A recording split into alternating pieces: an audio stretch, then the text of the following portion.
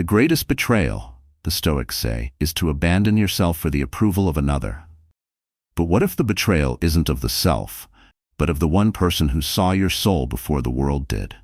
What is the price of betrayal for Dominic Wade, a man who had it all? It was a price he never imagined he'd pay. On a sunlit afternoon inside a centuries-old chapel nestled in the heart of Charleston's historic district, he stood at the altar and made a choice. He broke the heart of his sweet, unassuming fiancée Marin for a woman who promised him the world. He chose ambition. He chose power. But in the most dramatic twist of fate, Dominic was about to discover he had just thrown away the keys to an empire beyond anything he'd ever dreamed. He didn't just leave a woman standing at the altar.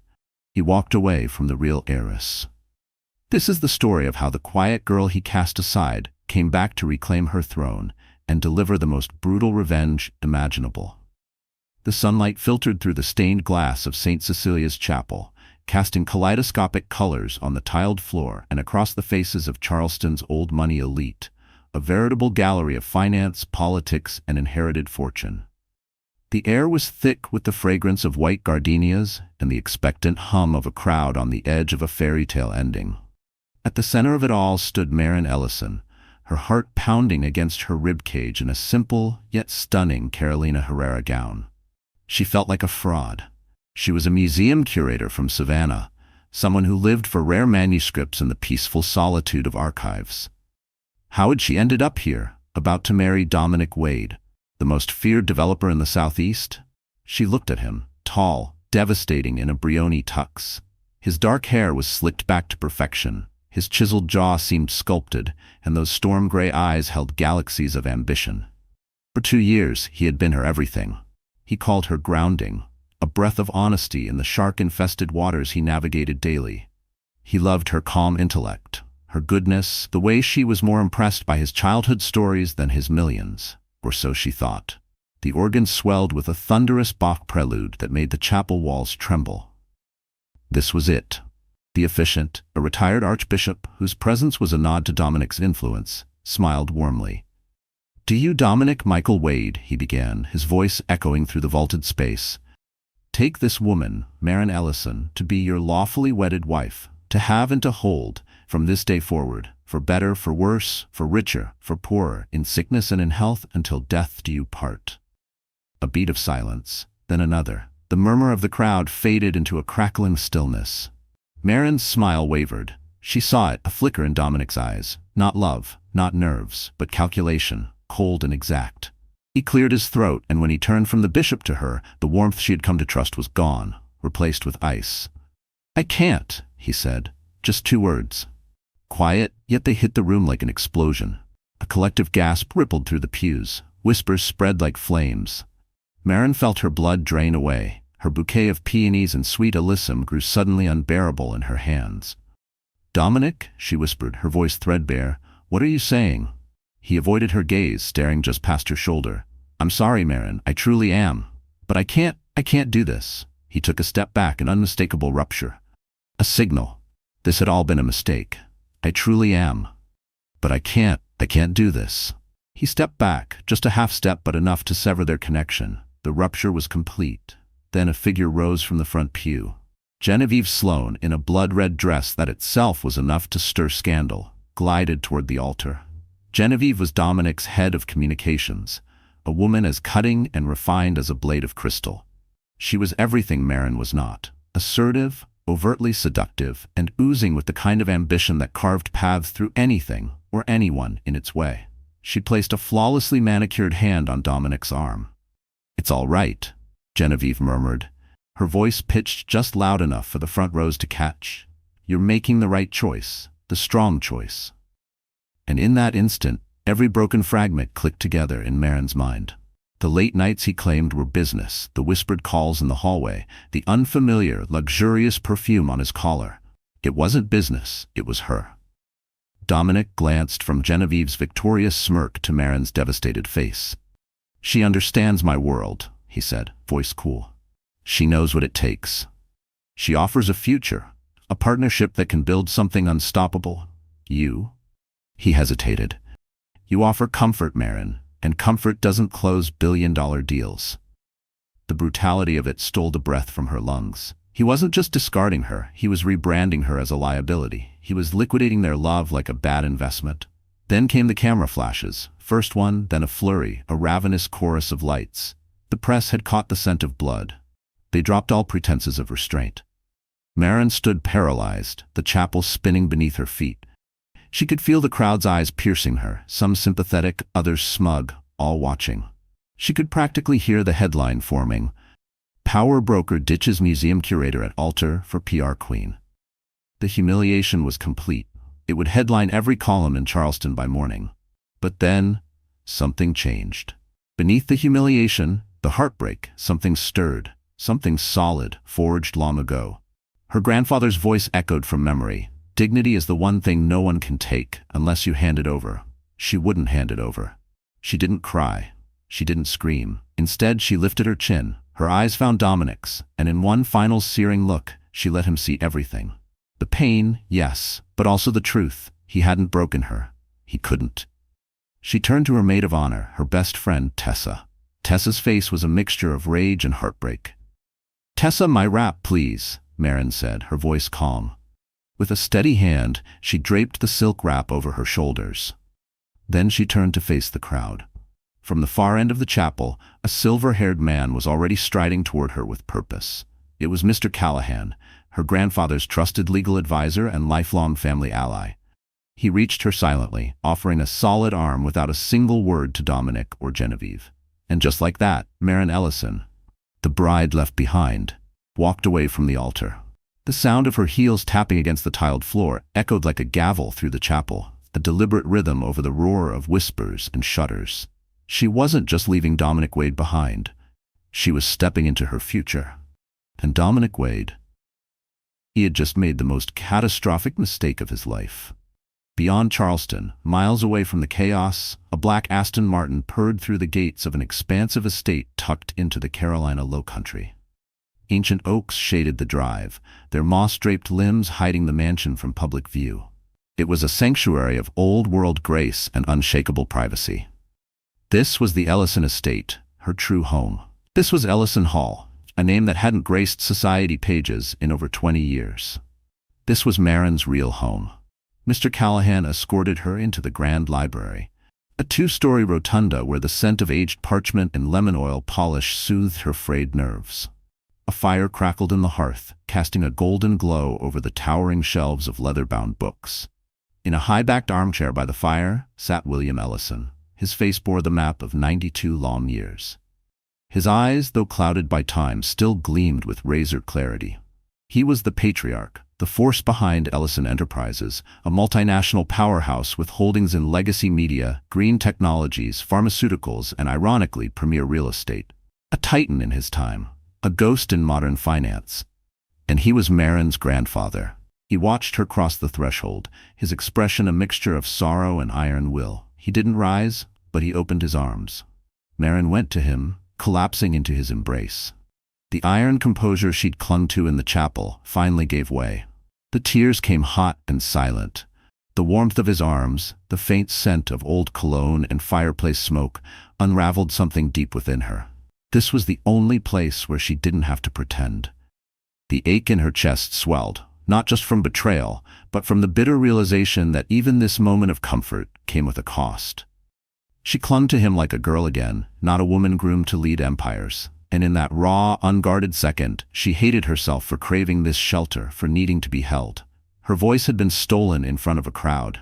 Now even her pain felt like it had been scheduled. He made his choice, William said, his voice gravel in truth. And in doing so, he failed the test. Maren pulled back, brushing at her cheeks. "Test?" she echoed. "That was my life, my heart. It wasn't a game." "Everything is a game," he replied gently but without apology. "When a fortune of this size is in play, I had to be sure. I had to know that the man you chose loved Maren Ellison, the gentle, brilliant curator, not Maren Ellison, heir to a dynasty." He leaned forward slightly. "So I laid a trap. I let it slip through the right channels that Ellison Enterprises was seeking an outside CEO. That my only heir had no interest in business, no role in the company's future. It was bait." He paused, watching her absorb the revelation. I needed to see if Dominic Wade, a man consumed by empire building, could love a woman who, as far as he knew, brought nothing to the table. Today, we got our answer. Maren stood still, her breath caught in her throat. It wasn't just betrayal she felt, it was exposure. Her relationship had been a cage dressed as a castle, and she had walked into it willingly, blind to the rusted bars. The man she thought had chosen her for who she was had only ever seen what she wasn't. And worse still, her grandfather had seen it coming, had planned for it. She didn't know what wounded more, Dominic's ambition or William's quiet certainty that love alone was never enough. A part of her wanted to scream, to ask why no one had ever told her how fragile her world really was. The truth settled over Maren like frost. Her entire relationship had been a final test in a strategy decades in the making, to protect her and the empire she never asked for. Dominic hadn't just failed, he was never worthy. "So what now?" she asked, her voice steadier. William gestured toward a heavy mahogany desk. Atop it lay a dark blue, leather-bound portfolio. "Now," he said, the glint in his eyes returning, "you stop being Maren Ellison, the archivist. It's time to become who you were always meant to be." Mr. Callahan stepped forward and opened the folio. Inside were legal documents, proxy statements, and a single letter. It was William's resignation. Effective immediately, he was stepping down as chairman of Ellison Enterprises and transferring his controlling 51% stake to her. Maren stared at the documents. Her name printed in clean, unflinching black ink, Maren Ellison. "Me," she whispered. "Grandfather, I'm a historian. I know medieval manuscripts, not corporate mergers." "Nonsense," William scoffed. "You have the sharpest mind I've ever known. You see patterns. You understand legacy. Business is nothing but history in real time." He nodded toward Mr. Callahan. "You'll have guidance from him, from our board. You'll learn faster than you think." Then William's eyes hardened. "But your first order of business isn't corporate." He gestured to a thinner folder lying beside the portfolio, a dossier. "Dominic Wade believes he's a king," William said, his voice cold. Turning to ice, his entire empire was built on leverage and ruthless expansion. His crown jewel, the Palmetto Tower, was the cornerstone of his future. Every ounce of Dominic's capital, reputation, and credibility had been poured into that project. But it had a flaw. A single point of failure. Mr. Callahan opened the file. It was a property deed. Wade secured nearly every parcel for the tower, the lawyer explained, except one. A historic building smack in the middle of the proposed site. It's landmark protected, and the city council refuses to approve its demolition. He's been trying to purchase it for over a year from a shell corporation based in Zurich. He thinks he's close. Maren looked from the document to her grandfather. Realization hit like a shockwave. "Don't tell me." William Ellison smiled, a rare predatory glint in his eye. "That shell corporation, of course, is owned by Ellison Enterprises, and the deed," he said, "is now in your name. Dominic Wade's Palmetto Tower can't rise unless you allow it. His future is, quite literally, in your hands." The weight of the statement wasn't lost on her. Maren's fingers trembled slightly as she traced the edge of the deed. This wasn't just a legal document. It was a loaded weapon, handed to her with the trust of a legacy and the fire of a betrayal. For a moment, she felt the enormity of what she now controlled. The power to halt the man who had discarded her as easily as a failed investment. Her heartbreak, once raw and aimless, had just been given a direction. Meanwhile, back in Charleston, Dominic and Genevieve were celebrating at the Ivy Room, an exclusive rooftop club with sweeping views of the harbor. Champagne sparkled in their flutes as they toasted to their new beginning. "To us," Dominic said, clinking his glass, "to building something real, something that matters." "We shed your dead weight today," Genevieve purred, trailing a finger down his silk tie. "That dull little curator was dragging you down. You need a queen, not a kitten. With our combined strength," she continued, "nothing can stop us." Just then, Dominic's phone buzzed. A frantic message from his COO. "Dominic, we have a serious problem. The deal for the Charleston Row property just collapsed. Seller backed out last minute. Worse, the entire block was sold this morning. New buyer." Dominic's brow furrowed. "That's impossible. They were days away from closing." He typed quickly, "Who bought it?" The reply came seconds later, and Dominic's blood ran cold. "Entity we've never dealt with before, Ellison Enterprises." Genevieve leaned over his shoulder, reading. Ellison, she said slowly. I thought the old man William was basically a recluse. That company hasn't made a move in decades. Why now? Why that building? Dominic felt a knot tighten in his stomach. It had to be coincidence, a fluke, just unfortunate timing. It couldn't be anything else. He had just discarded Maren Ellison, and the name Ellison, that was a relic, an echo from another era. He didn't realize that the ghost had just awakened. And not just awakened, but evolved, transformed. And in a library outside Charleston, the woman he dismissed as a source of comfort was now studying the blueprints of his empire and preparing to tear it apart, one piece at a time. 3 days later, the only name on the lips of Charleston's elite was Maren Ellison.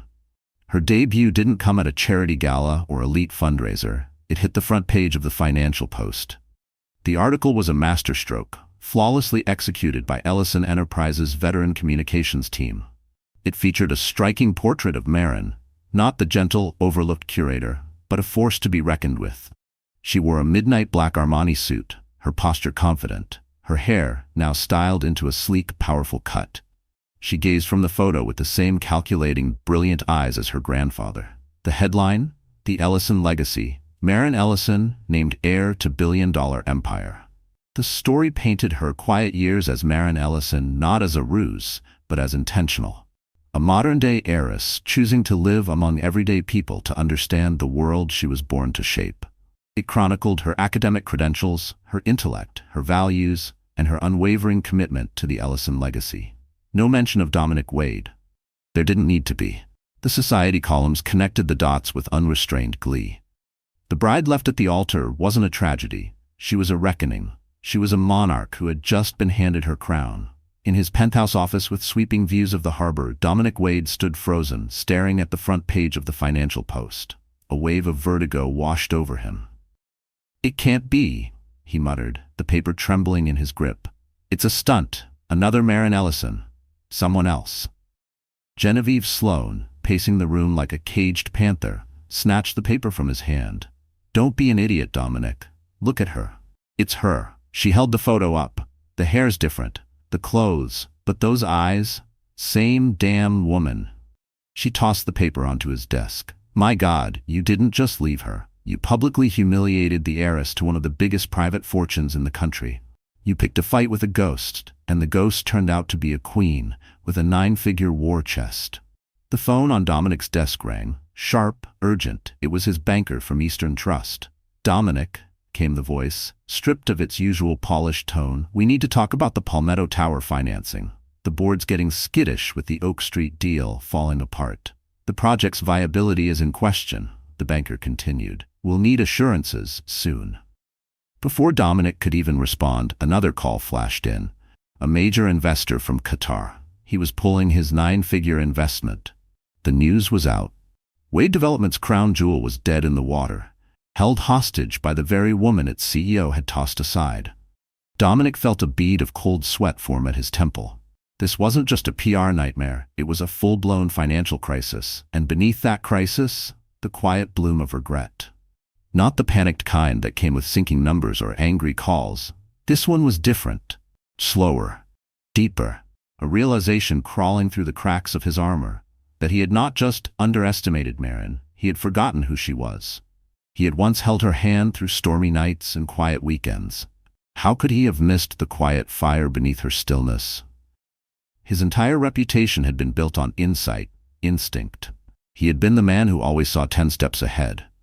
Now he looked like a fool. "Get me a meeting with her," Dominic barked at Genevieve. "Now. Use every contact you've got. I need 5 minutes in a room with her." "I can fix this." "Fix this?" Genevieve gave a humorless laugh. "Dominic, you told her she wasn't wife material, that she wasn't enough. You think she's going to sell you that property out of goodwill?" She leaned in, her voice low and sharp. "This isn't business anymore. It's blood sport." Still, ever the operator, Genevieve made the calls. The response came swiftly and with icy clarity. "Maren Ellison is unavailable. All inquiries regarding 114 Oak Street are to be directed to her legal counsel." No further comment. There would be no back channels, no private meetings, no deals over wine and charm. This would be handled by the book, through layers of attorneys and endless filings meant to drain him dry. Meanwhile, Marin was presiding over her first official board meeting at the top floor of Ellison Tower. The space was sleek and commanding, glass walls and brushed steel with a full view of downtown Charleston below. And yet, she felt calm. The last 72 hours had been a crash course in legacy, finance, and power. With Mr. Callahan by her side, she had devoured decades of corporate strategy like she had once consumed manuscripts, connecting fragments, finding meaning in complexity. It came naturally. Her sharp, trained mind, built to organize chaos, had adapted faster than anyone expected. But beneath her composure, the ache still lingered, a small, persistent echo. Not for Dominic himself, but for the idea she once had of him, of what could have been. It was foolish, she knew, but even queens sometimes mourn their illusions. Now she sat at the head of the table, the same seat her grandfather had held for 50 years. Around her sat silver-haired board members who, days ago, had dismissed her as ornamental. Now they listened with a respect that bordered on awe. "Good morning," she began, voice firm and composed. "Our first agenda item," Marin said, her tone composed, "is Project Nightingale." That was her own code name for the campaign involving Dominic Wade. Wade Development has submitted an initial offer of $200 million for the Oak Street property, Mr. Callahan reported. "That's already $50 million over market value." He's panicking. "Reject it," Marin replied, without a second's hesitation. A board member, a blunt, broad-shouldered man named Marcus Wade, no relation to Dominic, a coincidence that had caused endless internal mix-ups, raised an eyebrow. "Ms. Ellison, with respect, that's an incredible offer. The profit potential is significant." "Profit is not the objective here, Marcus," Marin answered calmly. "The objective is leverage." She let the silence settle before continuing. "The Oak Street building is a protected historical site. It was designed by my great-grandmother, an acclaimed architect in her own right. We're not selling it. We're not demolishing it." She slid a set of crisp blueprints across the table.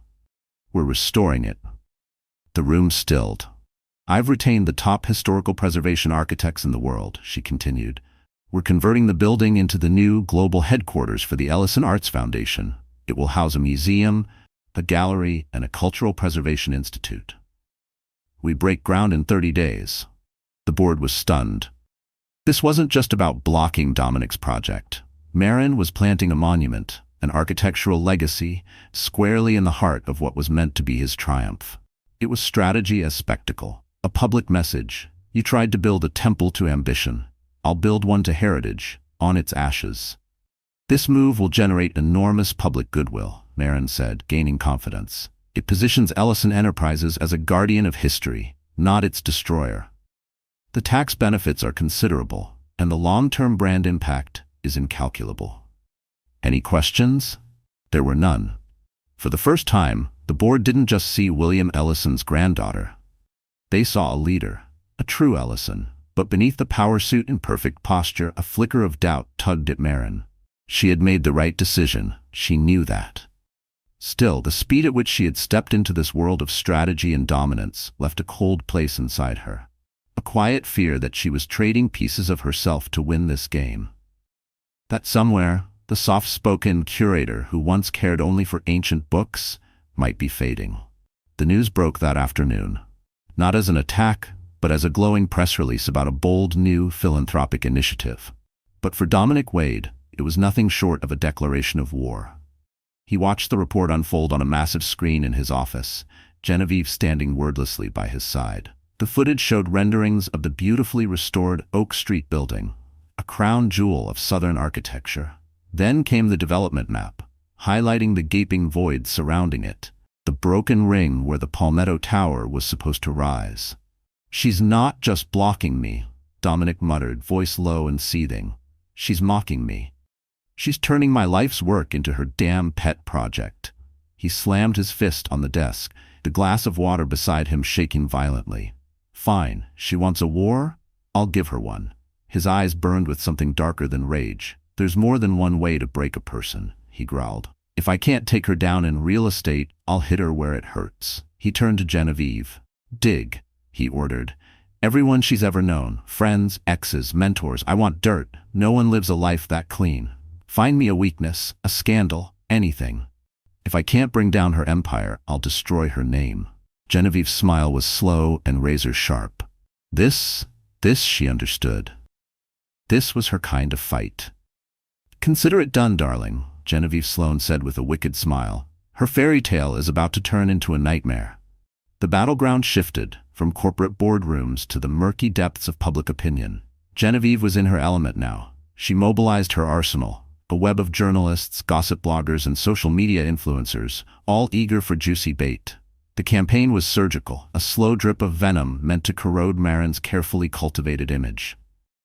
It began subtly. A blind item in a niche society column questioned whether Marin's low profile had masked a troubled past, hinting at a mysterious European wellness retreat.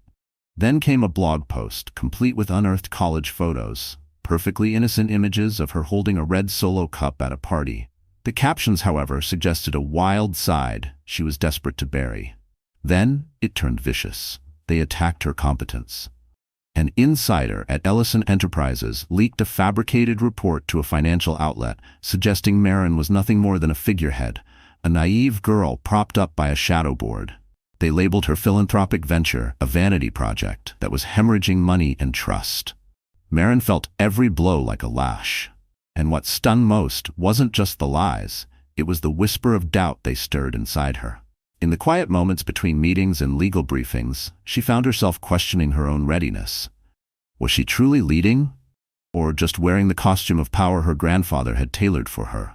She'd expected contracts and countersuits, not whispers, not lies. "They're painting me as unstable, unqualified, or fake," she said one night in a tense meeting with Mr. Callahan and her new head of security, a former MI6 operative named Kincaid. "Whatever move we make, they twist it into something weak." "This is Genevieve Sloane's playbook," Kincaid said, grim.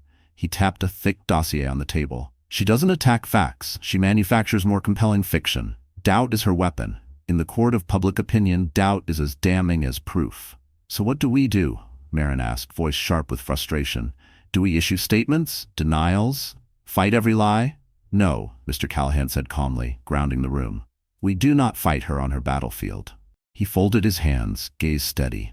"Your grandfather always said, never wrestle with a pig, you get dirty, and the pig enjoys it. We stay above, we stay clean, and we answer with truth." The Ellison counteroffensive was a quiet storm. The legal team began filing libel suits, not with fanfare, but with ruthless precision. Letters landed at editorial offices like grenades, no grandstanding, just cold legal consequence. The message was clear. Print lies about Ellison and prepare to face the courts. Smaller blogs retracted their stories almost overnight. At the same time, Marin's media team launched their own campaign. They didn't deny the party photos. They highlighted them in a Vogue spread titled "From Archivist to CEO," portraying her as modern, relatable, and human. They didn't hide her librarian background. Instead, a primetime news feature showcased how her skills in archiving, pattern recognition, historical analysis, long-view thinking, made her uniquely suited to lead a company built on legacy. While Genevieve waged war in the shadows, Marin was building a dynasty in the light. But even in the glow of those wins, Marin sometimes found herself staring too long at her own reflection in the glass office walls, wondering if the woman looking back was still hers, or someone else entirely. But Dominic Wade was growing restless. The smear tactics were too slow. His flagship project remained paralyzed. Investors continued to evaporate, and each morning, the sight of the Oak Street building, now wrapped in scaffolding and bearing the Ellison crest, felt like a dagger in his gut. "This is taking too damn long," he snapped at Genevieve from behind his desk. "Her reputation's barely scratched. Meanwhile, I'm bleeding out.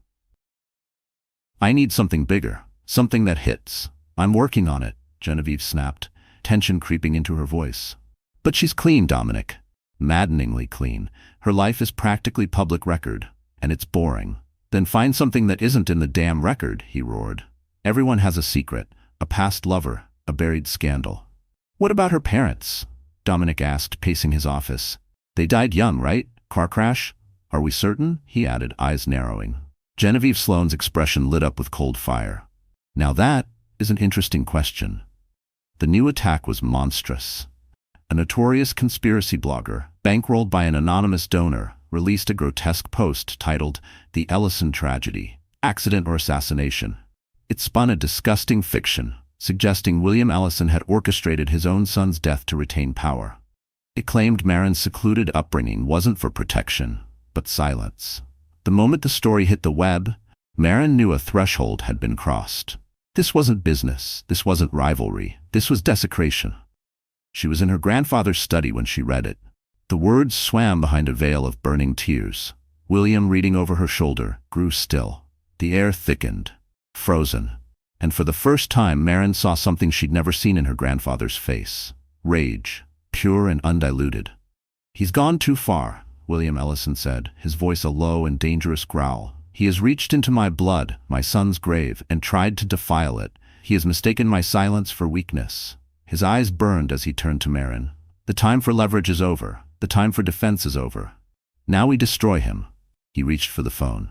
"Kincaid, get in here. Bring me the red file." Mr. Callahan, seated nearby, paled slightly. "Are you sure?" he asked.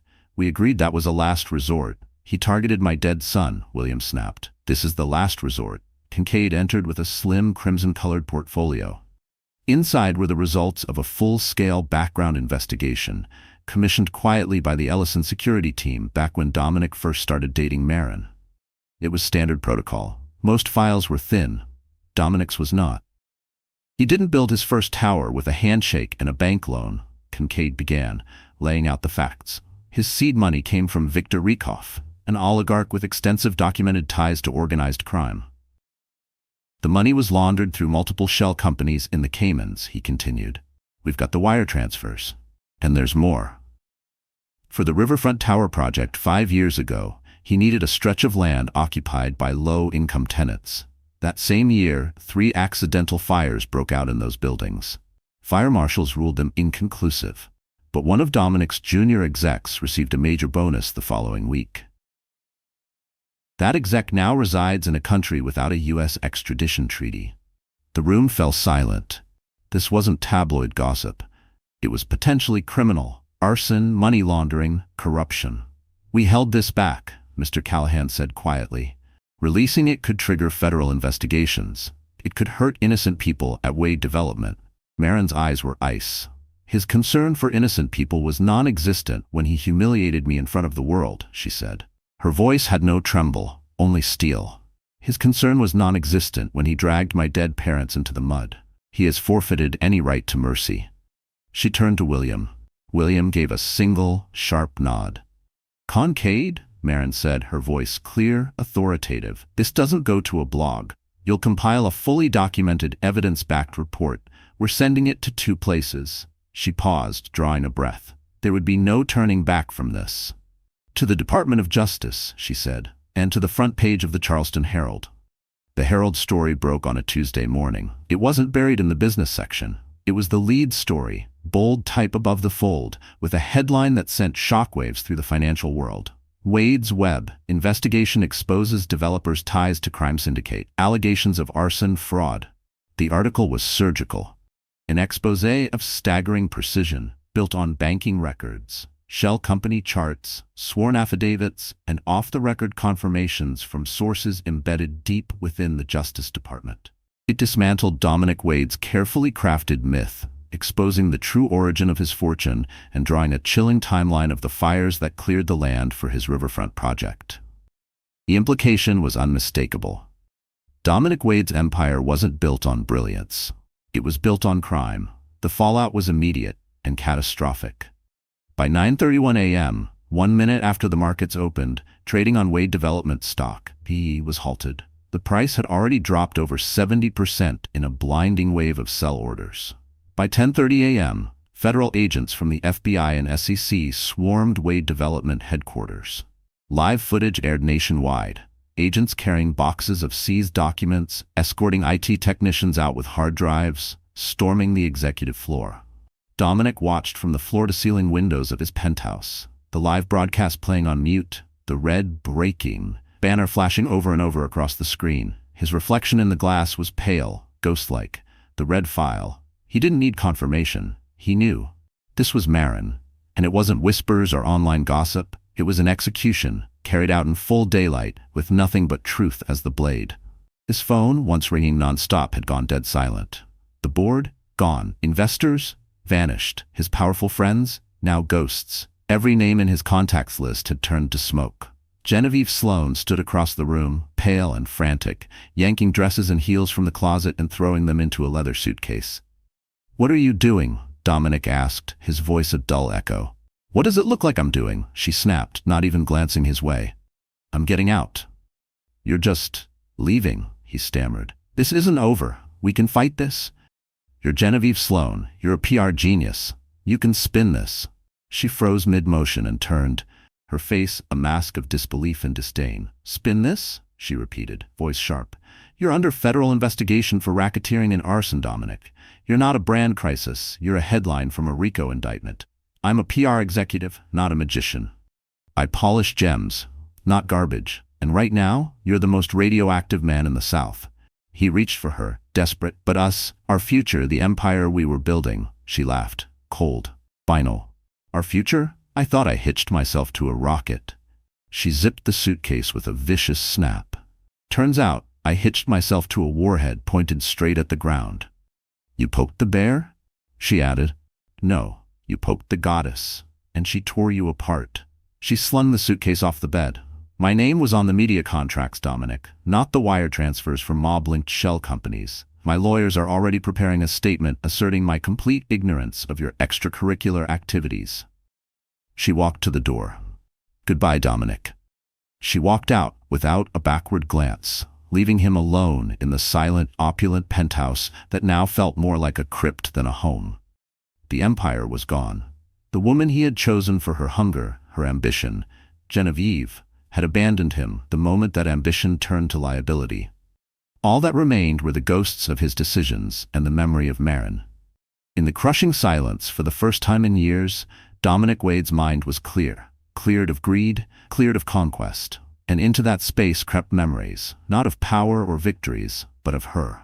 The small, quiet moments with Marin. The way she lit up when she discovered a rare volume. How she brewed his tea just the way he liked it after long nights at the office, never asking about deals or numbers, only, "Did it go okay?" He remembered autumn in Colonial Lake Park, her hand warm in his, the rustle of red leaves underfoot, the laughter, unfiltered and real. For those few hours, he hadn't been Dominic Wade the mogul. He'd just been a man in love. And in the back of his mind, a truth he had buried resurfaced. How often he'd paused mid-meeting, hand hovering over his phone wanting to send her a message, just to hear her voice. But he never did. Pride, image, fear of seeming weak, it had all kept him silent. And that silence had cost him everything. He had once called it comfort, dismissed it as weakness. But now, in the rubble of all he had built, he understood. That comfort had been the only truth he'd ever known. He had traded treasure for power, and the power had turned to ash in his hands. The days that followed were a haze of subpoenas and shame. His accounts frozen, his board dissolved, his staff scattered. The Palmetto Tower project, the crown jewel of his ambition, was declared officially dead. Its half-finished site, once destined for greatness, now stood as a cratered symbol of collapsed hubris. Wade.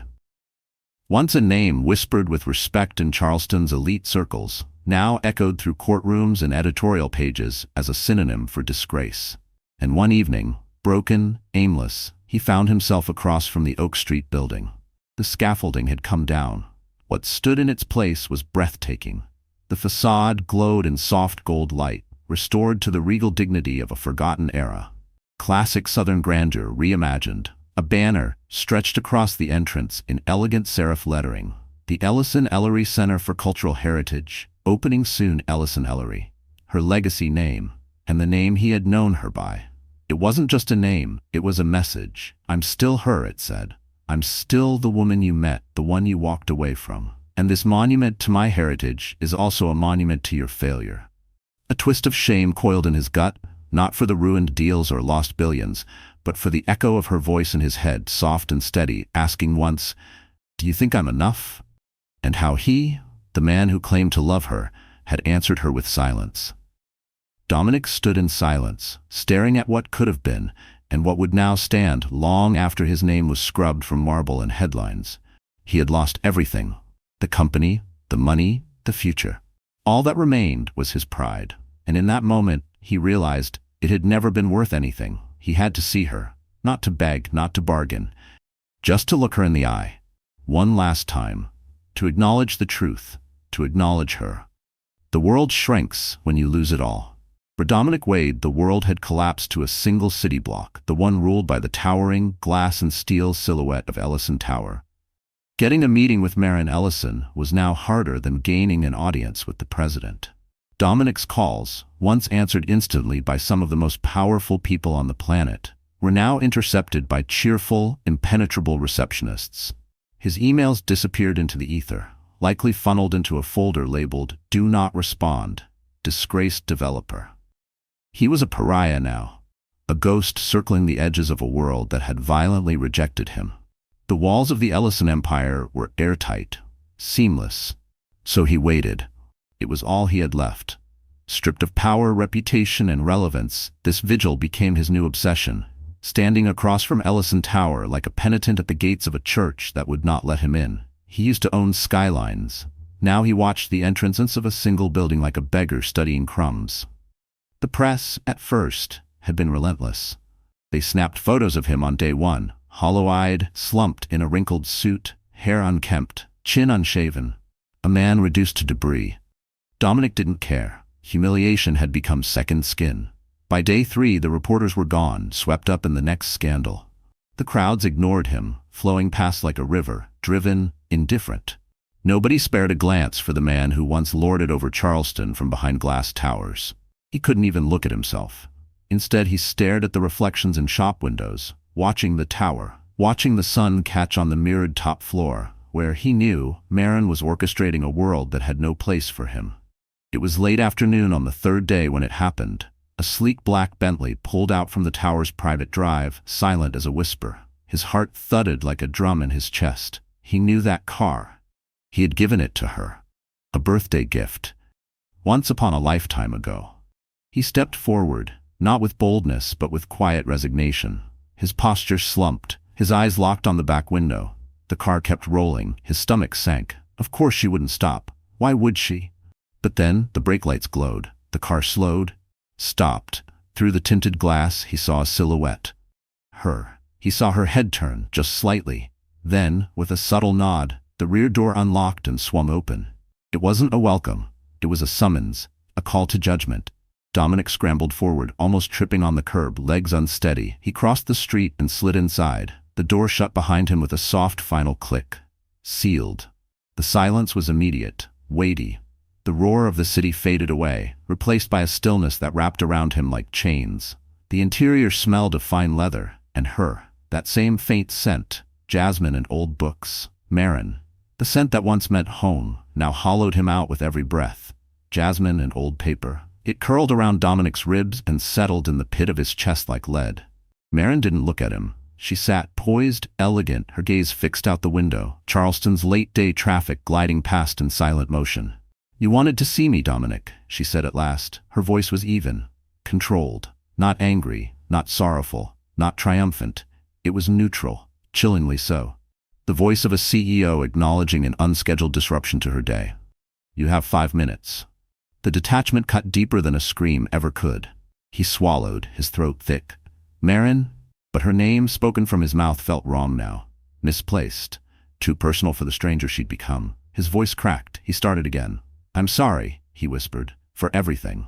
What I did at the chapel, it was unforgivable. I know that. I was a fool. A blind, arrogant, pathetic fool." She said nothing. Her hands rested perfectly still in her lap. Her profile, composed, carved from ice. No anger to rage against, no emotion to reach for, just silence. The quiet stretched between them like a chasm, wide, uncrossable. Dominic had once been the master of words, of deals closed with charm and persuasion, but now each syllable felt like a stone dragged from the depths. So he kept going. The words stumbled out of him, raw and uneven. "I spent my life chasing shadows, chasing a version of success that didn't exist. I thought power was things, buildings, assets, headlines. I thought love was just partnership, strategy, return on investment." He glanced toward her, hoping for something. She didn't turn. She looked like something sacred, untouchable, a relic of what he could never reach again. "Genevieve, she wasn't the cause," he continued, voice low. "She was just a symptom, a mirror for the worst parts of me." Choosing her was like choosing a darker version of myself, the one I thought I needed to be. A twitch, barely perceptible, her jaw. It was the first sign she'd hurt him at all. I see it now, he said, the last of his composure peeling away. I see what I destroyed. The polished executive voice was gone, just a man now. Unmade. A man who had built towers but failed to see the foundation of what mattered. If I had known about your family, your name, it wouldn't have changed anything. Because I didn't see you, not really. I threw away something irreplaceable. Your kindness, your quiet fire. The way you saw me. Not the CEO, not the image. Just me. His voice trembled with the ache of knowing that truth came too late, the echo of a life he could have had pressed like a bruise against every word. His voice broke. He looked away. His shoulders crumpled as if the weight of it all, the loss, the shame, the clarity had finally snapped his spine. I've lost everything, he said. My company, my name, my future, and I deserve it. I deserve all of it, Dominic said, voice nearly gone. I'm not here to ask for the building back, or for anything else. I needed to say I'm sorry. And that I loved you. I really did. I was just too broken to know what to do with it. The car came to a smooth, silent stop. Dominic blinked, disoriented.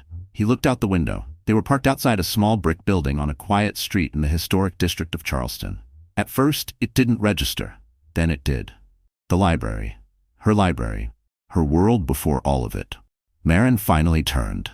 Her gaze met his fully for the first time. It was steady, clear, no trace of the soft, adoring woman he'd once left standing alone at the chapel altar. Her warmth had been replaced by something sharper. Something unbreakable. You say it wasn't about the money, Dominic, she said quietly, her voice wrapped in steel. But your actions say otherwise.